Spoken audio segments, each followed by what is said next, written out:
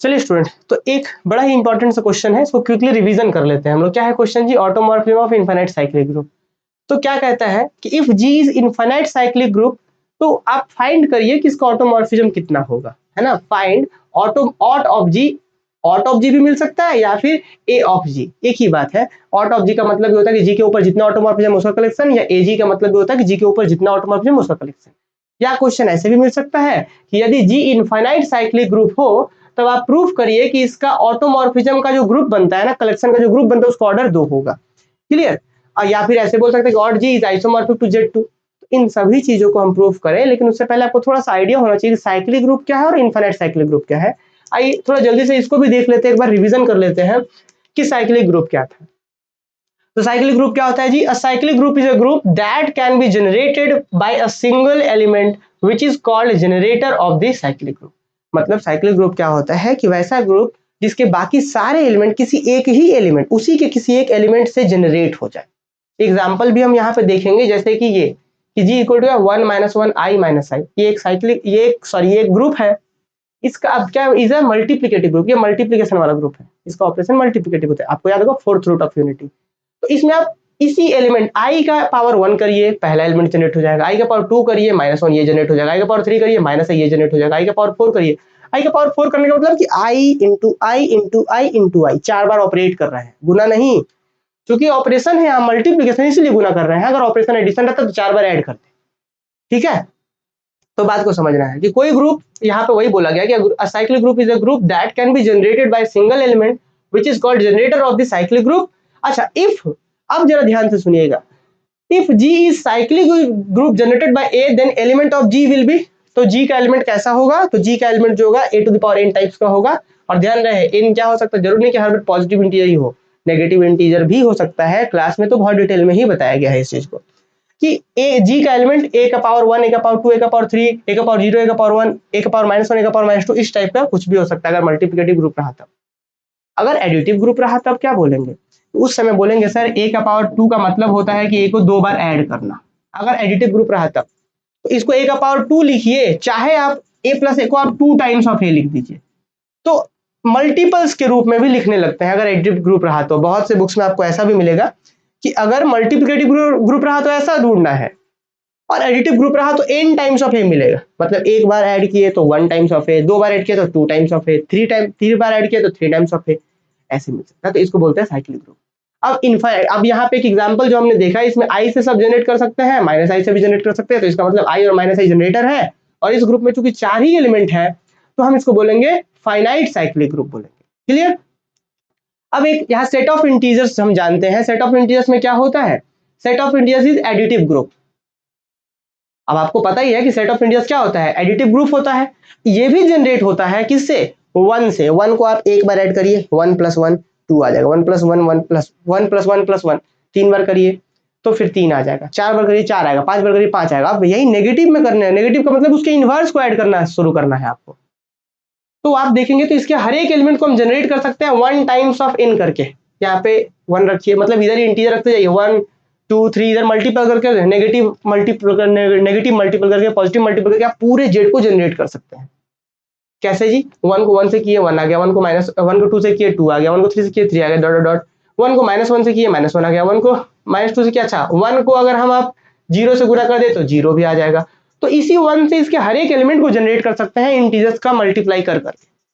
जैसे हमने यहाँ पे डेफिनेशन पढ़ा था n टाइम्स ऑफ a, तो a को जनरेटर बोल देंगे। तो हमने यहाँ पे 1 से सबको जनरेट कर पा रहे हैं, तो हम बोलेंगे 1 is generator off set of integer. और 1 ही नहीं, -1 से भी जनरेट कर सकते हैं, इसीलिए हम इसको बोलेंगे कि therefore 1 and -1 are generator of cyclic group Z+। ये भी एक साइक्लिक ग्रुप है जिसमें 1 और -1 जनरेटर है, और यहाँ पे क्या बोलेंगे कि ये एक इनफाइनाइट साइक्लिक ग्रुप है। क्लियर? तो ये था फाइनाइट और इनफाइनाइट साइक्लिक ग्रुप का डेफिनेशन, जो कि हमने रिकॉल करा। अब एक छोटा सा डेफिनेशन, एक थ्योरम्स है। हम लोग जानते हैं कि किसी ग्रुप का सॉरी किसी एलिमेंट का ऑर्डर क्या होता है ग्रुप में। ग्रुप अगर कोई जी है तो ग्रुप जी में किसी भी एलिमेंट का ऑर्डर क्या होता है? मान लीजिए ये एलिमेंट है, तो इस एलिमेंट का ऑर्डर क्या होता है कि ए का लीस्ट पॉजिटिव इंटीग्रल पावर, कि अगर यहाँ पे कोई ऐसा लीस्ट पॉजिटिव इंटीजर्स मिल रहा है जिसको करने से आइडेंटिटी आ जाए, तो इस लीस्ट पॉजिटिव इंटीजर्स को, लीस्ट का मतलब सबसे छोटा पॉजिटिव इंटीजर्स को ही ऑर्डर बोल देंगे। और अगर ये नहीं मिल रहा है तो बोलेंगे उसका ऑर्डर इनफाइनाइट है। सुनिए ध्यान से, अगर कोई एलिमेंट है उसका लीस्ट पॉजिटिव पावर मिल रहा है तो उसको मिल रहा है तो बोलेंगे वो उसका ऑर्डर है एलिमेंट का, और अगर नहीं मिल रहा तो ऑर्डर बोलेंगे इनफाइनाइट है। तो देखिए एक थ्योरम्स होता है कि if G is infinite cyclic group generated by A, कि अगर जी एक इनफाइनाइट साइक्लिक ग्रुप है जनरेटेड बाय ए, तो आपको पता है जनरेटर का कुछ भी पावर कर लीजिए पॉजिटिव में, कभी आइडेंटिटी नहीं आएगा। ए का पावर 1 कर लीजिए, ए का पावर 2 कर लीजिए, ए का पावर 3 कर लीजिए, ए का पावर 4 कर लीजिए, कभी आइडेंटिटी आएगा ही नहीं। तो क्या बोलेंगे कि ए का ऑर्डर कितना है, इनफाइनाइट है। लेकिन ए का पावर 0 करने से आइडेंटिटी आ जाता है, तो 0 का ऑर्डर तो नहीं बोलेंगे, क्योंकि ऑर्डर होने के लिए तो लीस्ट पॉजिटिव इंटीजर होना चाहिए था। तो यही चीज है, ये एक थ्योरम अलग है कि ए का पावर n करने से आइडेंटिटी आता है तभी जब n इक्वल टू 0 हो, और n इक्वल टू 0 हो तो ऐसा करने से आइडेंटिटी आएगा। तो अगर ए का पावर n करने से आइडेंटिटी आ रहा है मतलब कि n इक्वल टू 0 होगा, तो ये वाला रिजल्ट का हम यूज करेंगे। और चूंकि ऐसा पॉजिटिव नहीं मिलता है इसलिए एक ऑर्डर के केस में बोलेंगे कि इनफाइनाइट ऑर्डर है बट आइडेंटिटी आ रहा है, it means n equal to 0। ठीक है, तो इसका यूज करेंगे हम थ्योरम्स में। अब थ्योरम्स में क्या बोलता है स्टूडेंट कि आप इनफाइनाइट साइक्लिक ग्रुप का क्या निकालिए, if G is infinite cyclic group, तब आप इसका ऑटोमॉर्फिज्म निकालिए कि इसके ऑटोमॉर्फिज्म में कितने टाइप्स के फंक्शन हो सकते हैं। थोड़ा सा हम आपको ऑटोमॉर्फिज्म बता दें। ऑटोमॉर्फिज्म तो आप लोग जान ही रहे हैं सभी लोग कि ऑटोमॉर्फिज्म क्या होता है, एक फंक्शन जो एक ग्रुप से उसी ग्रुप में डिफाइंड हो, और ये फंक्शन 1 होता है, ऑन टू होता है, और साथ साथ होमोमॉर्फिज्म होता है। तो ध्यान दीजिएगा दोनों ग्रुप सेम होता है, तो मतलब एक ग्रुप अगर यहाँ पे जी है तो अगला ग्रुप भी यहीं पे होगा जी, और एक फंक्शन यहाँ से यहाँ मान लीजिए कि एफ है, तो ये फंक्शन ऑटोमॉर्फिज्म कहलाएगा कब, जब ये 1 हो, ऑन टू हो, और साथ में होमोमॉर्फिज्म हो। ठीक है, अब हमें प्रूफ क्या करना है, जैसे मान के चलिए अब हमें थोड़ा सा एक आइडिया और आपको देते हैं। मान लीजिए कि ग्रुप है जी, ठीक, इस ग्रुप के ऊपर एक ऑटोमॉर्फिज्म F1, एक ऑटोमॉर्फिज्म F2, एक ऑटोमॉर्फिज्म F3, एक ऑटोमॉर्फिज्म F4। तो जितना भी ऑटोमॉर्फिज्म इसके ऊपर बन सकता है उसके कलेक्शन को हम इस सिंबल से दिखाते हैं, ऑट जी। ये ऑट जी क्या है कि इसके ऊपर जितना भी मैपिंग जो ऑटोमॉर्फिज्म होने वाला था, जो ऑटोमॉर्फिज्म है, वो इसी कलेक्शन के अंदर होता है। ऑट जी लिखते हैं या बहुत से उसमें ए जी लिखते हैं, एक ही बात।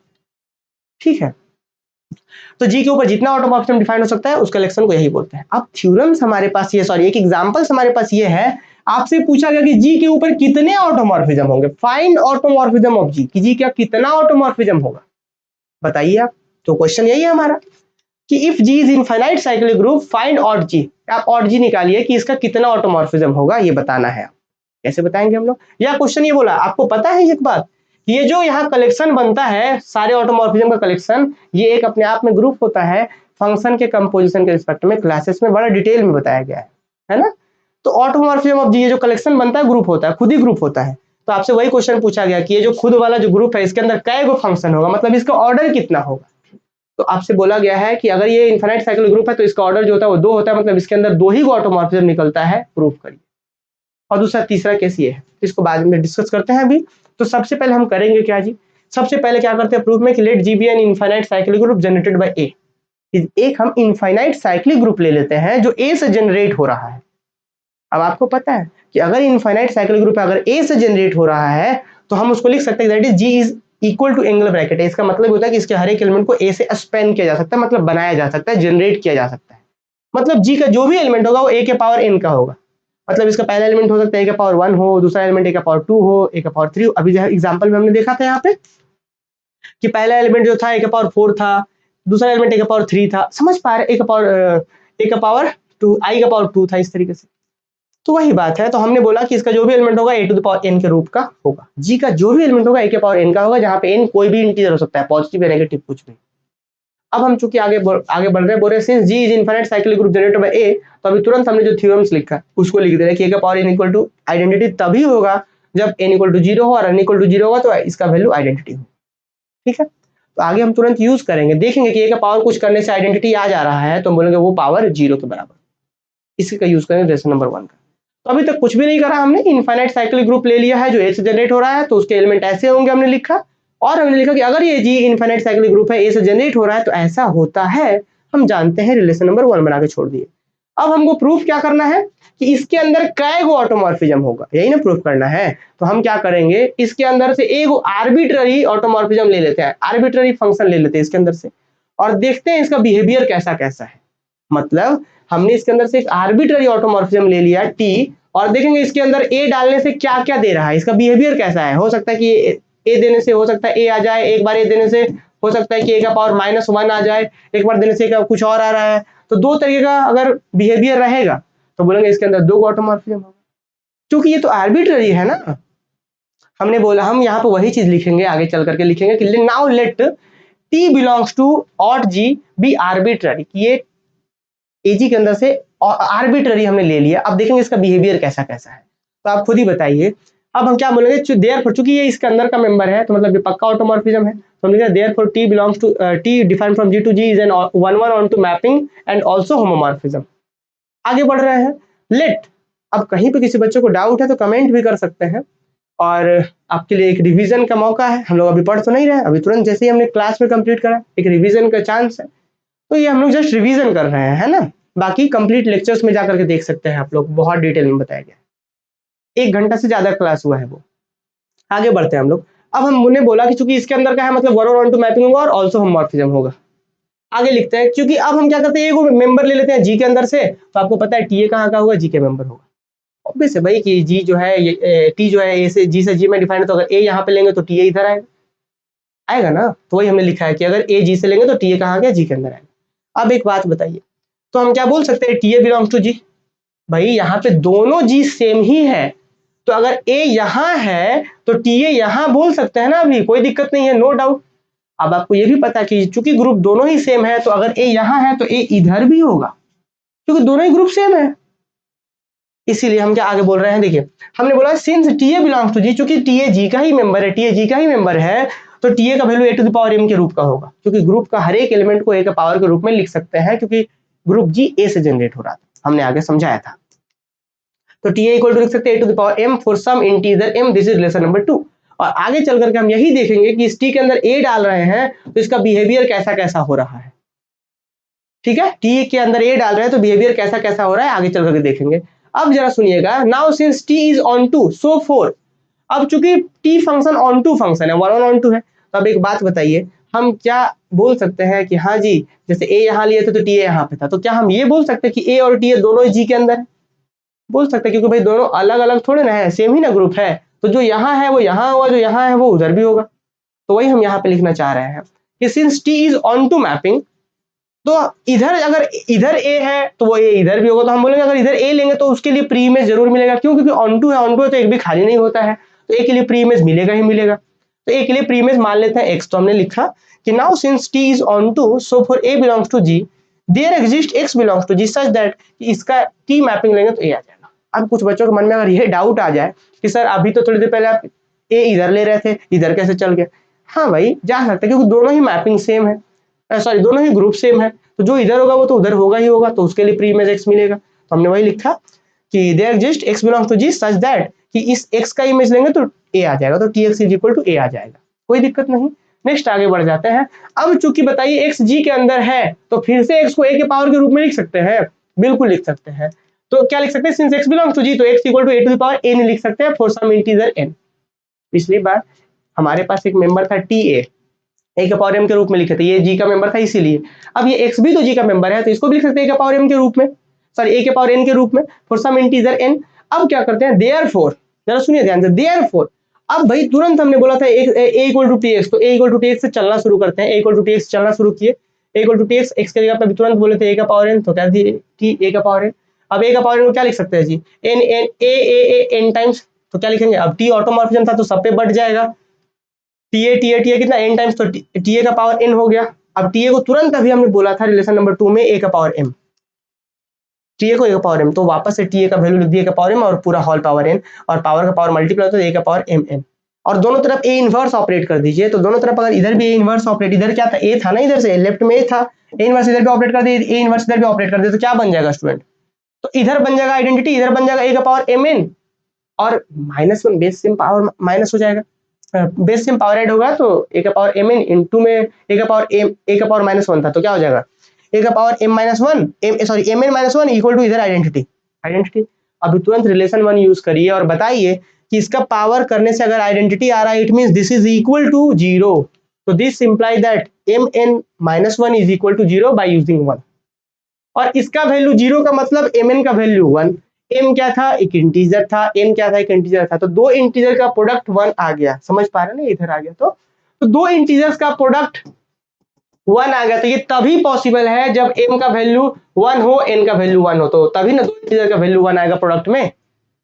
या फिर m का वैल्यू -1 हो, इसका वैल्यू -1 हो, तभी 1 आएगा। तो ये दो पॉसिबिलिटीज ही है बस, और कुछ नहीं। अगर आप ये सोच रहे होंगे कि m का वैल्यू 1/2 दे दे, इसका 3 दे दे, इसका 2 दे दे, तो 2 कट के ना है, पर मुझे इंटीजर लेना है, ऐसा नहीं ले सकता है। जनरली बच्चे ऐसा कर देते हैं कि हाँ सर ऐसा कैसे, 1/2 इधर 2 कर दीजिए, 1/5 इधर 5 कर दीजिए। तो दोनों इंटीजर लेना है, तो इंटीजर में सिर्फ और सिर्फ यही पॉसिबिलिटीज होगा, या तो 1 1 दोनों लीजिए, या तो -1 लीजिए। तो मतलब m के लिए दो वैल्यूज ही पॉसिबल है, तो m इक्वल टू या तो 1 या तो -1, दो ही पॉसिबिलिटीज है। तो अब रिलेशन 2 याद करिए आप। रिलेशन 2 बोलता था कि TA equal to 2 power m, तो m का पॉसिबिलिटीज कितना आया, दो गो, या तो 1 या तो -1। तो मतलब TA का वैल्यू या तो a होगा, या m को -1 रखेंगे तो a का पावर -1 है। तो वही चीज है, तो या फ्रॉम 2 वी हैव TA का वैल्यू या तो a का पावर 1 या a का पावर -1, सिंपल।